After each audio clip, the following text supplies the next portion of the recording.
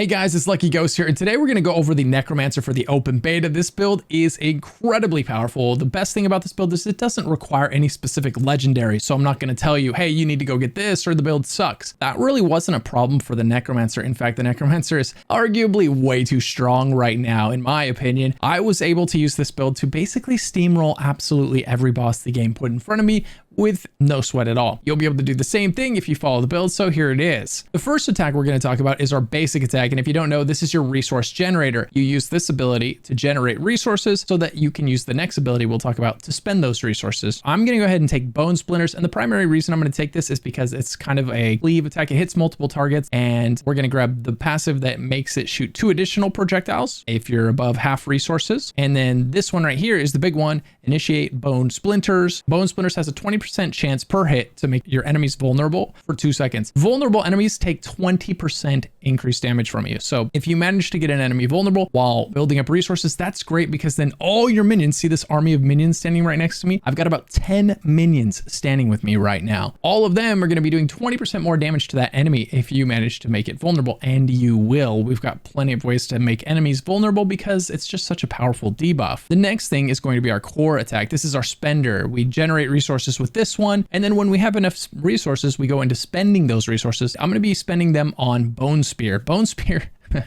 as you can see here, dude, this damage was insane. Most of the time, if you use this on an enemy, if it's not a really chunky one, it's going to one-shot them. So it'll just cut through a group of enemies and kill them, right? Which is great for the skill that we follow this one up with. I'll talk about that in a second. For the passives on this one, we're going to take Enhanced Bone Spear, which is going to break it into 3 shards when it's destroyed. So it'll hit a wall and it'll bounce off that wall and hit the targets around it again. Very nice. When it goes through, if it somehow doesn't kill them, there's a good chance it will when it bounces back. Then Bone Spear makes the first enemy hit vulnerable for 3 seconds. This is nice. That's that 20% increased damage. Bone Spear, you run out of resources fast. You can only cast it 4 times before you run out. And then we have maybe the star of the show. It's going to be Corpse Explosion. This skill is just so dirty, man. It blows up. It does so much damage in massive AoE fashion.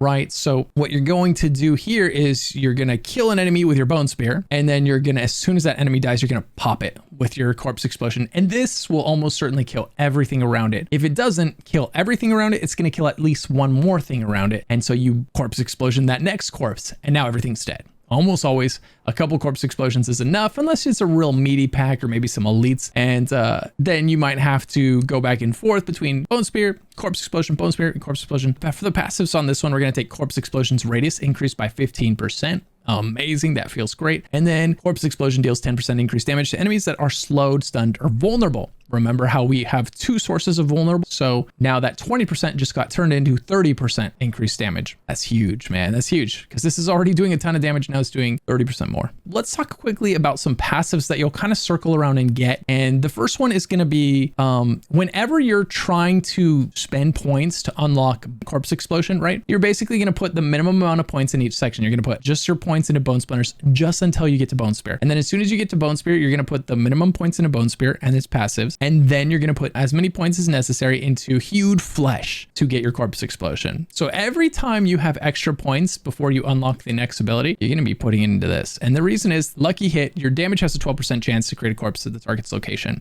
This chance is doubled against bosses. So it goes from 12 to 24 against bosses. This is critical because the only time your necro is going to be weak is in a boss fight where the boss is not spawning ads. And so inevitably your minions will slowly one by one die, at least especially early on. Later in the game, this wasn't a problem because we've got a lot of solutions for this. But this is going to make it so that you're constantly creating corpses, which means even if the boss isn't spawning ads and he's killing your ads, you're going to be creating corpses with this passive to spawn more ads, right? Amazing. Absolutely amazing passive for the necro. Really hard one to pass up, especially until you get some other stuff floating later on that's going to really help with that. Another great passive to grab is Consuming Corpse.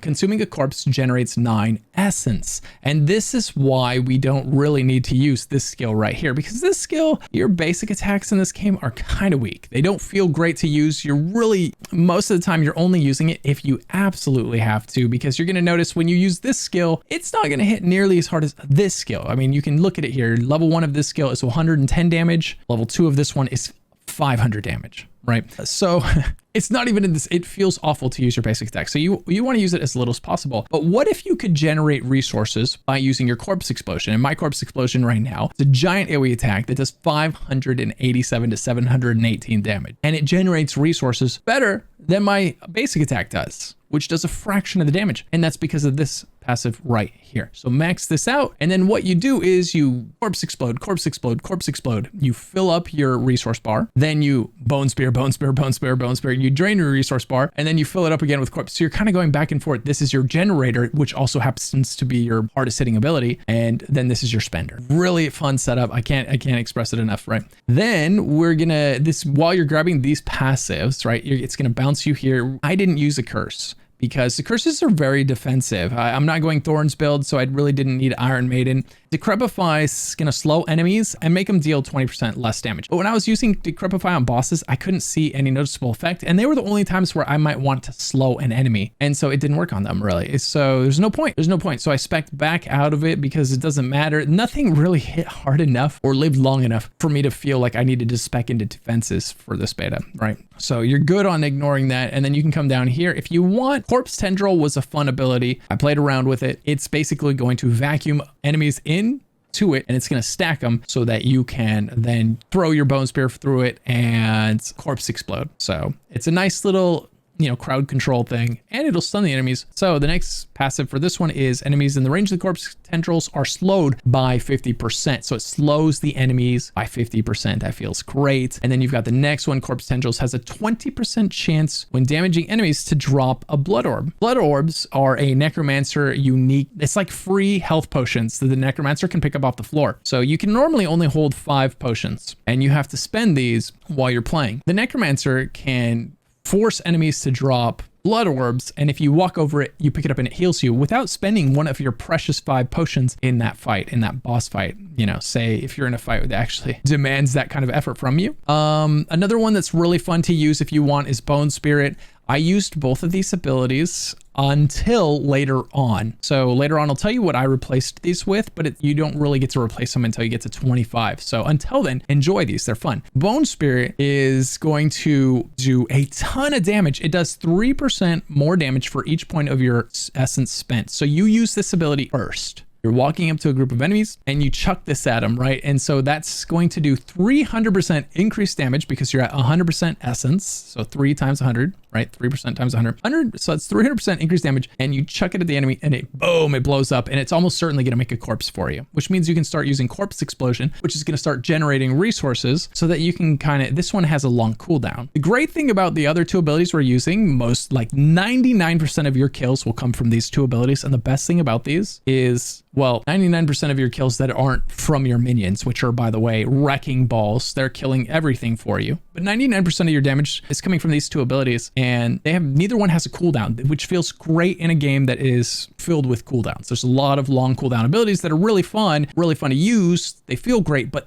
they've got like 10, 13, 15, 16-second cooldowns, not these ones. You can just go bam, bam, bam, bam, bam, bam, right back and forth. Feels amazing. Okay, so there's this one. This one, use it use that bar space if you want. You are totally fine to just spec into passives and focus on making these 2 as strong as possible and just live that best, you know, live that Bone Spear Corpse Explosion life if you want to. But I found these to be pretty fun. Good crowd control, stacks them up, good spender, blows up big, nice way to lead a fight off. And then it's got a long cooldown. So you're, by the time it's done cooling down, you probably already won the battle. As for your ultimate, I messed around with all 3 ultimates on the Necromancer, and I gotta say, none of them, at least at level 25, none of them felt incredibly impressive. None of them blew my socks off, but they were all solid. They were all good, but there wasn't one where I was like, this is the one you have to use. And I ended up, the last one I tried and stuck with was Blood Wave, and it's going to take the passive that slows the enemies by 50% for 4 seconds after it hits them. And then Blood Wave leaves behind 3 blood orbs as it travels. And so I took this one just in case I was in a situation, let's say I'm fighting the Butcher and it's a battle that's dragging on. I'm going to run out of potions probably at some point, and I can use the Blood Wave to basically force the Butcher to spawn 3 blood orbs, 3 heals for me. And so it's kind of a sustained thing. The damage from all of these none of them was terribly impressive compared to the damage I was getting from Bone Spear and Corpse Explosion. And that's why I say that. I think, you know, later on, maybe when when we are able to go way past 25, we'll be able to do things to really soup these up. I already found one legendary that does buff this ability, and I'll show you that in a second here when I go over legendaries to keep an eye out for. But yeah, so if you run this build and all you're doing is just grabbing rares and putting them on, you are going to truck, man. You're going to absolutely destroy things. But there's a very, very important thing to know about the Necromancer. It's real easy to miss, and that is opening up your summons menu, your Book of the Dead, right? So Shift C on computer, and it opens up this menu. And if you click on the skeleton warrior, this is what you'll be able to grab first. I took this one first. I took skirmishers because that's all you can grab at low level. And I grabbed this one here. You can raise one extra skeleton because I wanted the biggest army possible. That was basically the vibe. I wanted a walking literal army with me, and then corpse explosion and bone spear. And it worked out amazing. Later, when you unlock reapers,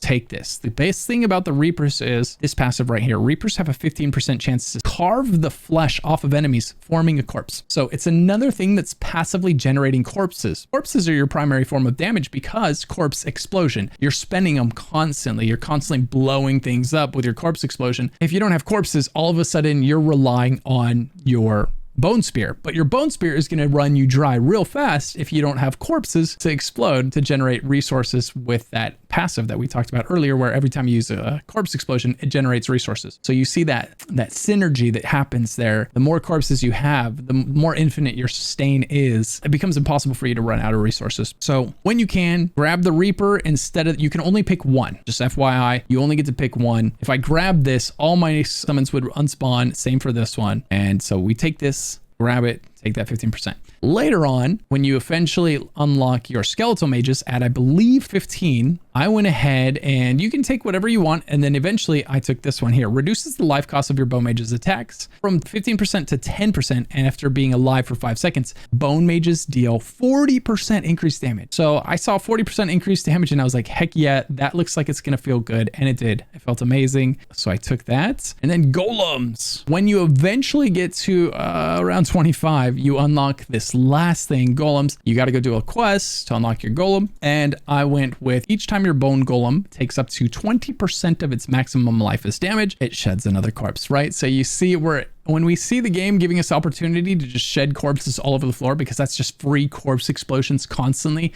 which is really critical when you run into a large pack of mobs that are maybe they have more health, right? So it's you got to get through that first part of your rotation. Basically, you got your first bunch of skills, you don't have a corpse to explode to kind of get that chain reaction going where you use corpse explosion, which kills a mob, which leaves a corpse on the ground, which lets you corpse explode again, which kills another mob, right? So to get that chain reaction started, you kind of need to provide your own corpses for a second. And that's what the golem's doing for you. That's what the skeletal warrior's doing for you. And that's my, this is my boy right here. Look at this guy. I mean, just look at that guy, dude.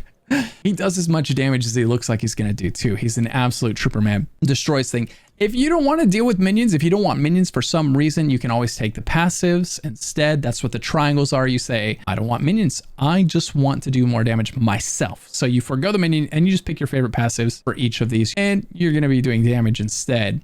We can't get to 28 or 32 right now, so we won't get to use the blood and the iron golem, unfortunately. Okay, so that's it for our abilities, and that's it for our skeletons from the Book of the Dead and our mages and golems, right? Last thing we got to cover real quickly is our legendaries. For legendary effects to look out for, this one's really nice. Damaging an elite grants you a barrier, which absorbs damage. The fact that it absorbs damage is nice, right? And right when you need it. The only time you're going to need a barrier is when you're fighting an elite, because you are going to delete the trash mobs. As you can see in the footage that's like playing, you're going to delete the trash mobs without even thinking about it. Next, we've got this one here. When hit while not healthy, a magical bubble is summoned around you for 3 seconds. While standing in a bubble, players are immune. This is great because anytime you take a boom, it says while not healthy. And by the way, not healthy means you're below 80%. Below 80% health. So as soon as you get below 80% health, boom, this bubble pops around you. It makes you immune to damage for 3 seconds. It's a great like, oh crap, I just got chunked down. Because usually if something hits you for 20% of your health in like a hit, you want to be aware of it. So it's a great alert. You'll see this bubble pop on you like, oh, I just lost 20% of my health. I better be careful. And the best thing to do when that happens is stay in the bubble, stay in the place where you took the damage,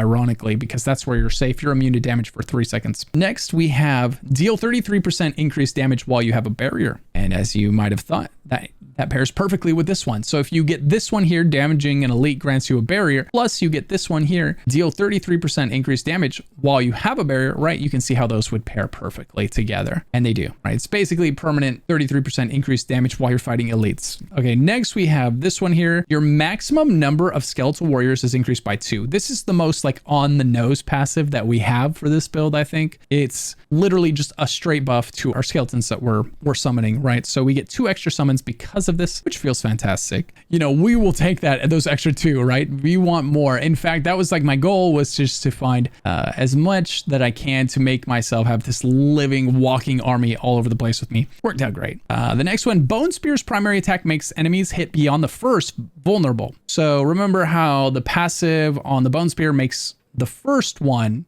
vulnerable, the first thing it hits, but only the first thing. This says, well, Bone Spear already makes the first one vulnerable. Now I'm going to make everyone that it hits after that vulnerable as well. So everything the Bone Spear hits is taking 20% extra damage from you. Huge buff. Next one that's pretty cool is being injured while crowd control grants you unstoppable. This is good on every class. Most of the times, if you're going to die in Diablo 4, it's going to be because you got CC'd. The CCs, like the crowd controls, are stuns, sleeps, roots, right? These kind of things, they last a long time in this game, especially when you don't have crowd control reducing passives on your character yet. So unstoppable for 4 seconds. This basically says, boom, if you become injured or drop, in other words, if you drop below 35% health while crowd control, it's going to make you unstoppable, which is the same as saying it's going to make, you're going to break free of the crowd control instantly, and you're going to become immune to crowd control for the next 4 seconds. That's what unstoppable means. It means you're immune to crowd control. The next thing we have here, you gain 4.5 maximum essence per minion that's active. We have got 9 or 10 minions active, which means we've got almost 40 extra essence, or in other words, a 40% increase in our essence pool. That is huge. That's very big. So that's nice. That's, you know, it lets you cast a couple extra bone spears or whatever it is that you're going to be slinging at your enemy. This one just kind of feels good. And there's not a lot of better things that we have access to right now. The next one, Bone Storm and Blood Wave, are also darkness skills and deal shadow damage and gain additional effects. Enemies damaged by Bone Storm take 88 damage over 2 seconds, desecrates ground. Oh, Blood Wave desecrates the ground. It travels over, dealing 1400 shadow damage over 4 seconds. So this was another like kind of on the nose one I found at the very end here. I had never seen this one. And then right at the end of this character, I was kind of like, I had done everything I could do on it. I already had legendaries all over the place. And I found this and I was like, oh, well, hey, that's a good reason to use Blood Wave. And it's kind of why I landed on Blood Wave. It's a big part of it. I found a legendary that buffs specifically Blood Wave. So if I was going to use an ultimate, it might as well be the one that I have the legendary for. But like I said, if Blood Wave just isn't that exciting to you, feel free to switch to one of the other ones. They've got long cooldowns and most of your damage is going to come from your Corpse Explosion and your Bone Spear anyway. And that's it, dude. That is all. You can use a two-hander. I've got a two-handed scythe, and you could also instead use 2 one-handers if you want. It doesn't make a difference. You know, the important thing to know about a two-hander is if you can get a really powerful aspect, which is what we call the legendary, the orange text here on this that says Bone Spear's primary attack makes enemies hit beyond the first vulnerable, right? That orange text, that's called an aspect in Diablo. And on two-handed weapons, that aspect is twice as strong as it is on a one-handed weapon. So you can only wear one of an aspect. So if you have an aspect you really like, put it on a two-handed weapon, and now it's twice as strong. If you wore it on 2 different one-handed weapons, it does not stack, right? You've got to put it on the two-hander. Just something to note, a little thing about that. And that's it, guys. That's everything that you need to know about the Necromancer. I hope I didn't rattle on too long for you there, but there was a lot of really useful information when it comes to playing this character, and hopefully it makes your experience a little bit more fun. If you enjoyed this video, be sure to like and subscribe. This is a brand new channel. I just made this for Diablo 4. I'll be putting a ton of guides on this channel, so make sure to subscribe if you haven't already. And if you have any questions about the Necro, please don't hesitate to leave questions down in the comments below, or if you want an answer more immediate, come swing by my Twitch stream. I'm almost certainly streaming Diablo 4 right now. I'm twitch.tv/luckyghost. So swing on by, ask me any questions you want. I love talking about Diablo, and I would love the company. All right, I'll see you guys in the next video.